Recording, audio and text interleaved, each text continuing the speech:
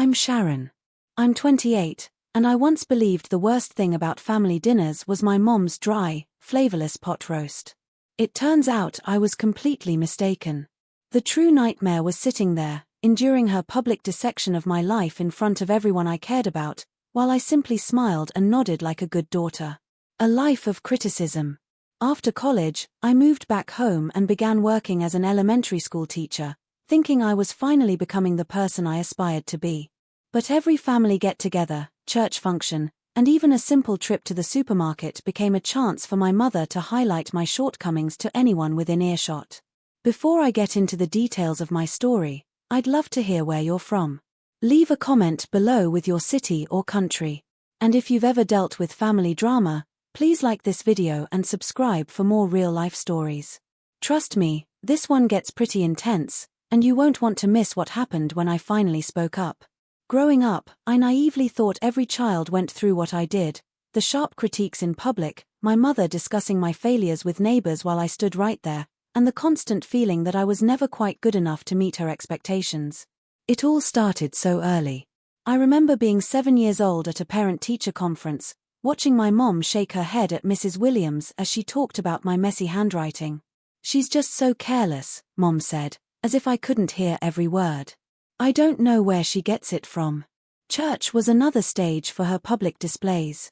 Every Sunday after the service, during coffee hour, she would find someone to tell about my latest disappointment. When I was 12 and forgot to practice piano before my recital, she spent 20 minutes explaining to the pastor's wife how I never followed through on anything. When I was 16 and got a B+ in chemistry instead of an A, she told 3 different church ladies about my lack of discipline while I stood beside her, holding her purse and trying to become invisible. This pattern persisted through high school. Every accomplishment was met with a caveat, every success was compared to what she thought I should have achieved instead. When I was accepted to the state university with a partial scholarship, her first comment wasn't, "Congratulations," but an expression of disappointment that I hadn't tried harder for a more prestigious school. When I graduated with honors in education, she wondered aloud to relatives why I had chosen such a dead-end career. The double life. College provided 4 wonderful years of freedom from her constant judgment.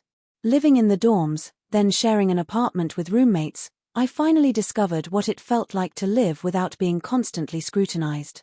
My friends found me funny, professors respected my work, and I dated guys who actually enjoyed being around me. For the first time in my life, I felt like a normal person. But student loans and the financial realities of starting a teaching career led me back home at 25. The plan was for it to be temporary, just long enough to save for my own place. But 3 years later, I was still there, now 28, still hearing my mother explain to anyone who would listen why I wasn't living up to my potential. The incident at the grocery store last month was a perfect example. We ran into Mrs. Patterson from down the street while shopping for ingredients for Dad's birthday dinner. Within 5 minutes, Mom had managed to comment on my poor choice of jeans and a sweater instead of something more professional, my failure to find a husband by my age, and her concern that I was wasting my education on elementary school students instead of pursuing something more ambitious. Mrs. Patterson stood there with her cart full of frozen dinners, nodding politely and giving me sympathetic looks. I wanted to tell her that I loved my job, that I'd been named Teacher of the Month twice this year, that the jeans were new, and I thought I looked nice. Instead, I stood there, pretending to study the nutritional information on a box of crackers, all while my mother's voice grew louder as she warmed up to her favorite topic. As we walked to the car, something inside me slightly shifted. For a moment, I considered saying something, asking her why she felt the need to share my private business with neighbors. But the moment passed, and I got into the passenger seat in silence, just as always. Dad never said anything during these episodes. He had an incredible knack for suddenly needing something from another aisle whenever Mom started in on me in public. At home, he would vanish into his workshop or find an urgent project in the yard. I used to think he just didn't notice, but I was starting to suspect he simply didn't know how to handle her any more than I did. My job at Lincoln Elementary became my haven. Walking through those doors every morning felt like stepping into a completely different version of myself. Here, I was Miss Sharon, the teacher who made math fun with games and songs, who stayed late to help struggling readers, and who decorated her classroom with student art and motivational posters that genuinely inspired me, too. The contrast was jarring. At school, I was confident, creative, and respected. Parents thanked me at conferences for their children's progress. My principal, Mrs. Rodriguez, had become both a mentor and a friend, always encouraging me to take on leadership roles and pursue additional training. Last year, she had even nominated me for the district's Innovative Teaching Award, which I actually won. But the person who came home each evening felt like a different human being entirely. The confident teacher would somehow shrink back into the insecure daughter who couldn't seem to do anything right. It was like living a double life, except one version of me was thriving while the other was slowly suffocating. My students adored me. 8-year-old Marcus, who had struggled with reading at the beginning of the year, was now devouring chapter books and proudly showing me his progress every day. Sarah, whose parents were going through a difficult divorce, had found comfort in our classroom's calm environment and my patient listening during lunch breaks. When little David had a meltdown about his multiplication tables, I sat with him on the reading carpet and helped him work through his frustration until he felt confident again. These kids saw me as someone worthy of their trust, someone who believed in them and helped them believe in themselves. Their parents wrote thank you notes and brought gifts during Teacher Appreciation Week. The principal included my classroom in tours for visiting educators. My teaching methods were being used as examples for new teachers in the district. Yet, every evening, I would drive home and transform back into the disappointing daughter. The irony wasn't lost on me that other people's parents treated me with more respect and appreciation than my own mother ever had. Mrs. Garcia had actually hugged me at the last parent conference, telling me I was exactly the kind of teacher she'd hoped her son would have. Mr. and Mrs. Thompson had specifically requested me for their younger daughter after seeing how much their older child had grown in my class. But when I tried to share these victories at home, Mom would find ways to belittle them. "It's basically babysitting," she'd say when I mentioned the teaching award. "Anyone can read stories to children." When I told her about the principal's praise for my innovative lesson plans, she'd respond with something like, "Too bad teachers don't make real money. You could have been doing something important by now." The emotional disconnect was starting to wear on me. How could I be so valued and appreciated by colleagues, parents, and students, yet feel so worthless under my own mother's critical gaze? I started discussing this with Mrs. Rodriguez during our planning periods. She would listen with growing concern as I described the family dynamics at home. "Sharon," she said one afternoon as we graded papers together, "what you're describing doesn't sound normal or healthy. You're an incredible teacher and a wonderful person. If someone in your life is consistently making you feel otherwise, that's about them, not you." Her words stuck with me, but I wasn't ready to fully accept what they meant. Instead, I threw myself even deeper into my work, staying later to prepare lessons, volunteering for committees, anything to delay going home and facing another evening of subtle criticism and disappointed sighs. The gap between my professional and personal life kept widening. At school, I was implementing new teaching strategies and mentoring student teachers. At home, I was being lectured about my failure to find a husband and my poor choice to waste my education on such a limited career. Something had to change, but I wasn't sure what or how to make it happen. A new hope and a heartbreaking reality. When I started dating Mark in the spring, I felt truly hopeful for the first time in months. Mark taught 4th grade at a school across town, and we had met at a district training workshop on differentiated instruction. He was kind, thoughtful, and understood the challenges and rewards of teaching in a way that non-educators never seemed to. Our first few dates were wonderful. Coffee after school turned into dinner conversations that lasted for hours. We talked about our students, our teaching philosophies, books we loved, and plans for summer vacation. Mark had traveled extensively before becoming a teacher, and his stories about backpacking through Europe and volunteering in rural schools made me feel like my world was expanding just by listening. I was excited to introduce him to my family, convinced that having a boyfriend would finally give my mother something to approve of. Mark was educated, employed, responsible, and clearly cared about me. Surely, this would be the one thing that made her proud. I should have known better. The first warning sign came when I mentioned Mark's salary during a casual conversation about our dinner plans. Teachers in his district made slightly less than those in mine, and Mom immediately latched onto this detail. "So he makes even less money than you do," she said, as if this were some kind of fatal character flaw. "How do you expect to build a future with someone who can't even support himself properly?" When I explained that Mark lived comfortably within his means and that we both loved our careers, she shook her head like I was being naive. "Love doesn't pay the bills, Sharon. You're almost 30. You need to think practically about these things." The family barbecue in June was my attempt to show her how wrong she was about Mark. I had invited him to Dad's birthday celebration along with his parents, who were visiting from Arizona. Mark's parents, Robert and Linda, were retired teachers themselves and absolutely lovely people. They brought homemade salsa and stories about their 40-year marriage, and I was certain everyone would love them. The afternoon started well enough. Mark helped Dad with the grill while I set up tables in the backyard. His parents chatted comfortably with various relatives, sharing teaching stories and retirement adventures. I felt relaxed and happy watching Mark fit seamlessly into my family gathering. But as the afternoon wore on, Mom's commentary began. It started subtly, as it always did. Comments about the challenges of the teaching profession, observations about how difficult it must be for young couples to make ends meet on education salaries. Mark's parents listened politely, but I could see the confusion in their eyes as Mom's tone grew increasingly pointed. The conversation that broke my heart happened while we were clearing dinner plates.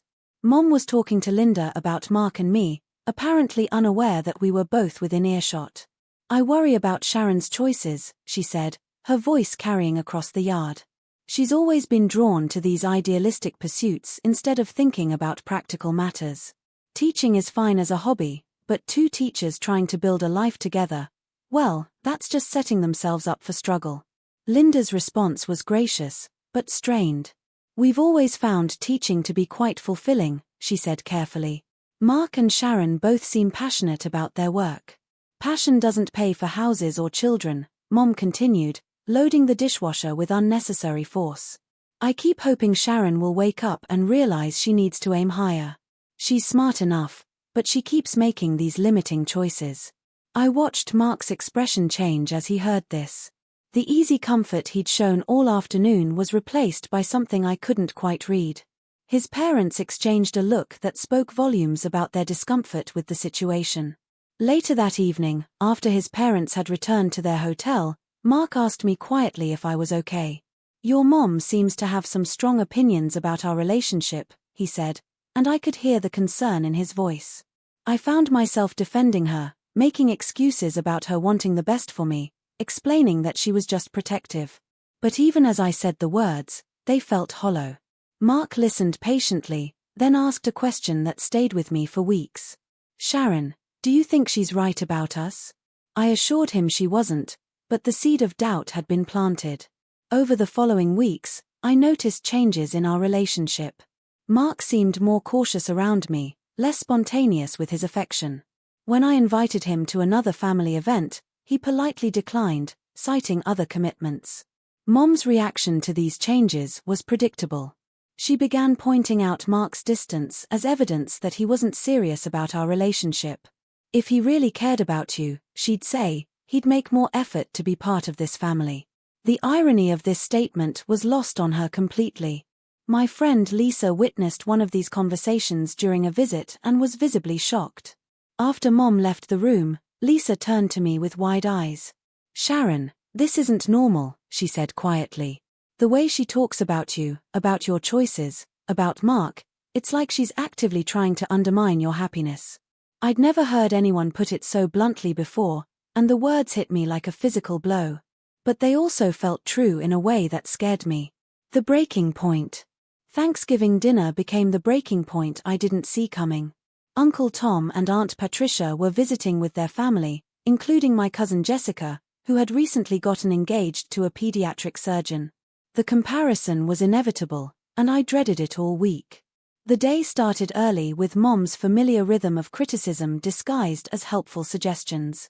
My contribution to dinner was homemade dinner rolls, something I'd been perfecting for months and was genuinely proud of.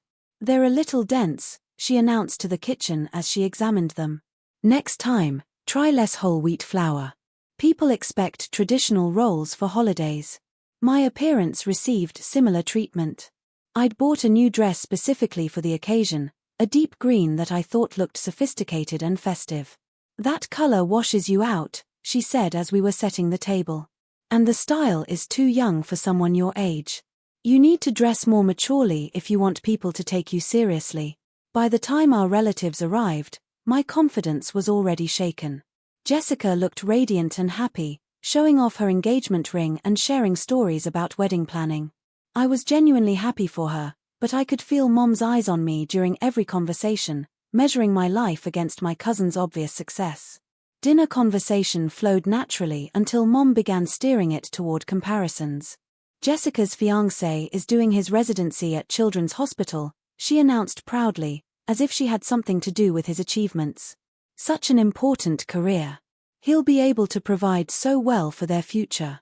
Jessica looked uncomfortable with the attention, but Mom was just getting started.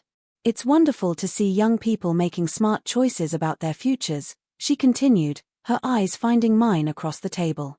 Some people understand the importance of planning ahead. Uncle Tom tried to change the subject by asking about my teaching, but Mom intercepted that conversation, too. Sharon's still figuring things out, she said with a sigh that suggested deep disappointment. 28 and still living at home, dating a teacher who can barely support himself. I keep hoping she'll realize she needs to aim higher. The table fell silent.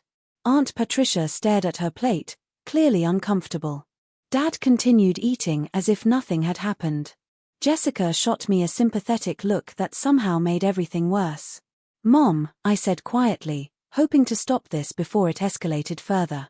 But she wasn't finished. I mean, look at Jessica. Same age, engaged to a doctor, planning a beautiful future.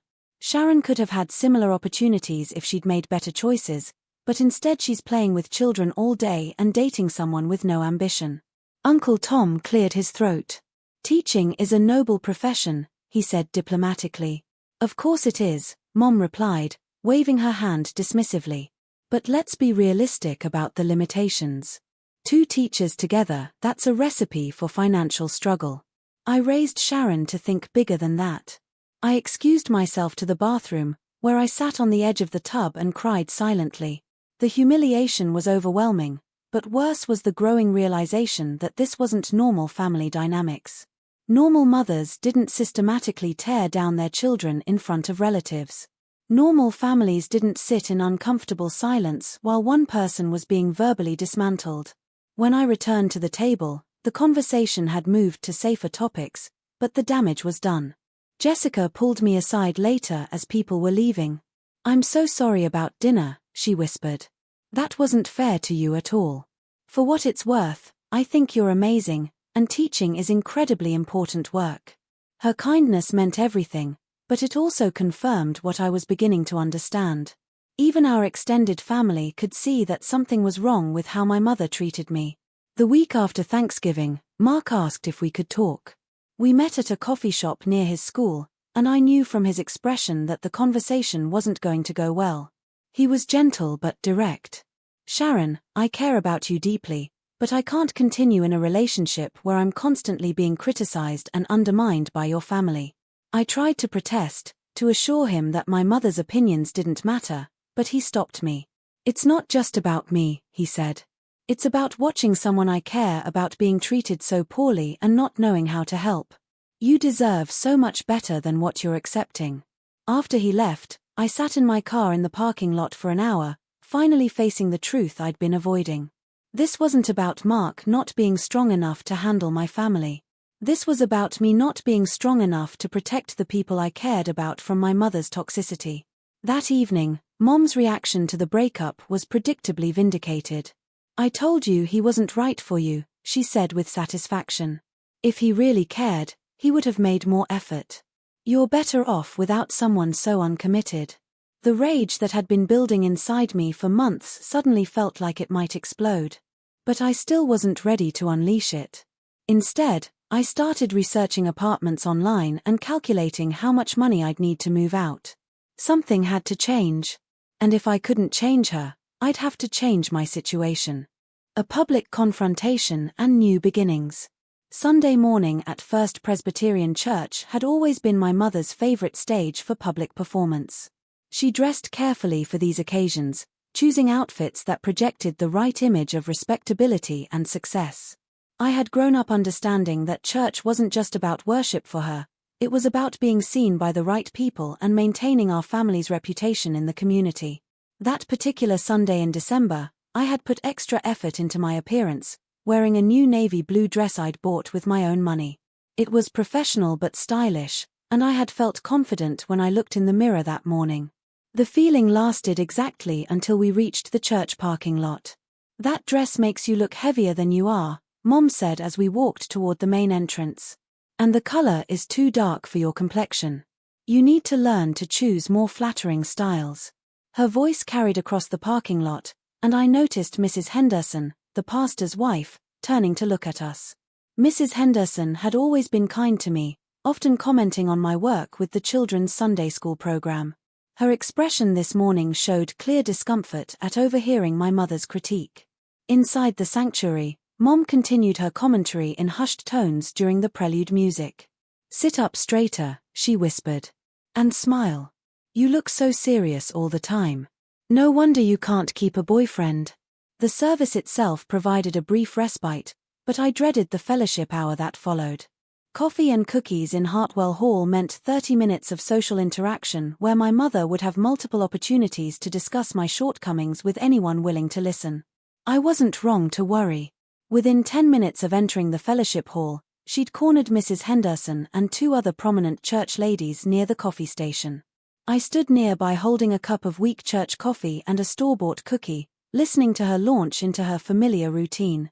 "I just don't know what to do about Sharon," she said, her voice pitched at the perfect level to seem confidential while ensuring I could hear every word. 28 years old and still making such poor choices. The teaching thing is fine for now, but she needs to think about her future. Mrs. Henderson's expression grew increasingly uncomfortable. "Sharon's work with our children's program has been wonderful," she said diplomatically. "The kids adore her." "Oh, she's good with children," Mom replied, waving her hand as if this were somehow damning. "But that's not a real career for an adult woman. She should be thinking about marriage, about finding someone who can provide properly for a family. Instead, she was dating that other teacher until recently. I told her it wouldn't work out." Mrs. Patterson from our neighborhood had joined the conversation along with another woman I recognized but didn't know well. Mom seemed energized by her growing audience. "The problem is she has no ambition," she continued, really warming to her theme now. "She could have done anything with her education, but she chose the easy path. Teaching, living at home, dating men with no prospects. She embarrasses me in front of others." The words hit me like a physical blow. After 28 years of this treatment, after months of growing awareness about how wrong this was, after losing Mark because I couldn't protect him from this toxicity, something inside me finally snapped. My hands started shaking. My heart began racing. I felt like I was standing at the edge of a cliff, and I could either step back into familiar territory or jump into something completely unknown. The fellowship hall seemed to slow down around me. I could see Mrs. Henderson's face, kind and concerned. I could see the other women's expressions ranging from discomfort to curiosity. I could see my mother's satisfied expression as she discussed my failures with her captive audience. And for the first time in my life, I found my voice. "Then stop introducing me as your daughter." The words came out clear and strong, cutting through the ambient conversation like a blade. The immediate area around the coffee station fell silent. Mrs. Henderson's eyes widened. Mrs. Patterson actually gasped. The woman I didn't know well took a step backward. My mother's face went through a series of expressions: confusion, shock, and then something approaching rage. But for the first time, I didn't care about her reaction. I felt like I was breathing properly for the first time in years. "Excuse me," Mom said, her voice tight with controlled fury. "You heard me," I said, my voice steadier than I'd ever heard it. "If I embarrass you so much, stop claiming me as family. Stop introducing me to people just so you can tear me down in front of them. I'm done being your showcase of disappointment." The silence in our corner of the room was deafening. I could see other conversations stopping as people turned to see what was happening. Dad appeared at my elbow, his coffee cup shaking in his hand. "Sharon," he said quietly, but I could hear something in his voice I'd never heard before. It might have been pride. I set my coffee cup down on the nearest table and walked toward the exit. Behind me, I could hear the murmur of voices starting up again, the sound of damage control beginning. But I didn't look back. In the parking lot, sitting in my car with the engine running, I felt something I hadn't experienced in years: freedom. A new chapter. The car ride home was the longest 15 minutes of my life. Mom sat in the passenger seat, vibrating with barely controlled rage, while Dad drove in complete silence. The tension was so thick I could barely breathe. But underneath my fear was something new and powerful, the knowledge that I had finally stood up for myself. "How dare you?" Mom began as soon as we were through the front door. "How dare you embarrass me like that in front of the entire church? Mrs. Henderson is going to tell everyone about your outburst. Do you realize what you've done to our reputation?" For once, Dad didn't disappear into his workshop. Instead, he stood in the living room doorway, watching Mom pace back and forth, building momentum for what I knew would be a lengthy tirade about my disrespect and ingratitude. "You ungrateful, selfish girl," she continued. "After everything I've done for you, after letting you live in this house rent-free for 3 years, this is how you repay me? By humiliating me in public?" Something about the phrase "letting you live in this house" triggered a response I didn't expect. Instead of shrinking back or apologizing, I felt my newfound strength growing stronger. "Everything you've done for me," I repeated, my voice calm but firm. "You mean like telling Mrs. Patterson at the grocery store that my clothes are inappropriate? Like explaining to Mark's parents that we're doomed to failure because we're both teachers? Like announcing to Uncle Tom's family that I'm a disappointment compared to Jessica?" "I was being honest," she snapped. "Someone needs to help you see reality." "No," I said, surprised by how steady my voice remained. "You were being cruel. There's a difference between helpful honesty and public humiliation." Dad cleared his throat from the doorway. "Sharon's right, Margaret." We both turned to stare at him. In 30 years of marriage, I'd never heard my father directly contradict my mother about anything significant. "What did you say?" Mom asked, her voice dangerously quiet. "I said Sharon's right," Dad repeated, stepping further into the room. "I've watched you tear her down in public for years, and I should have said something long ago. What happened at church today needed to happen. You're taking her side," Mom accused, as if this were the ultimate betrayal. "I'm taking the side of basic human decency," Dad replied. "Sharon is a wonderful person with a job she loves and students who adore her. She doesn't deserve to be criticized constantly, especially not in front of other people." This was clearly not the backup Mom had expected. She turned back to me with renewed fury. "If you think you can just walk all over me in my own house, you're mistaken. Maybe it's time for you to find somewhere else to live." The threat that would have terrified me even a week ago now felt like an opportunity. "Actually," I said, reaching into my purse for the folder I'd been carrying around for days, "I've been looking at apartments. Here's what I need from you. Either we go to family counseling together and you learn to treat me with basic respect, or I move out by the end of the month." I pulled out the apartment listings I'd printed, the budget I'd calculated, and the timeline I'd worked out. Mom's eyes widened as she realized this wasn't an empty threat or an emotional outburst. This was a plan. "You can't be serious," she said. But her voice had lost some of its certainty. "I'm completely serious," I replied. "I won't live like this anymore. I won't be your emotional punching bag, and I won't let you humiliate me in front of other people. Those are my terms." What happened next was something I'd never witnessed in my entire life. My mother broke down. Not the angry tears of frustration I'd seen before, but deep, wrenching sobs that seemed to come from somewhere she usually kept locked away. "I don't know how to do this," she cried, collapsing into Dad's chair. "I don't know how to be different. My mother did the same thing to me, and her mother did it to her. I thought I was helping you be better." Dad moved to her side, and I saw him really look at her, perhaps for the first time in years. "Margaret," he said gently, What your mother did to you was wrong. What you're doing to Sharon is wrong, but it's not too late to change. The conversation that followed was unlike anything our family had ever experienced. Mom talked about her own childhood, about being constantly criticized and compared to her siblings, about never feeling good enough for her own mother's approval.